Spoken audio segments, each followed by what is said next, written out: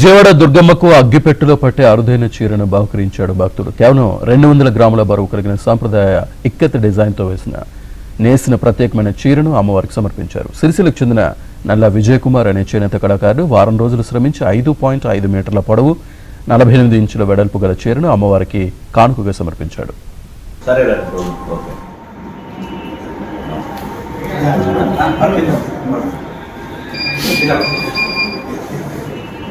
విజయవాడ దుర్గమ్మకు అగ్గిపెట్టులో పట్టే అరుదైన చీరను బహుకరించాడు భక్తుడు. కేవలం 200 గ్రాముల బరువు కలిగిన సాంప్రదాయ ఇక్కత్ డిజైన్తో నేసిన ప్రత్యేకమైన చీరను అమ్మవారికి సమర్పించారు. సిరిసిల్లకు చెందిన నల్ల విజయ్ కుమార్ అనే చేనేత కళాకారుడు వారం రోజులు శ్రమించి 5.5 మీటర్ల పొడవు 48 ఇంచుల వెడల్పు గల చీరను అమ్మవారికి కానుకగా సమర్పించాడు.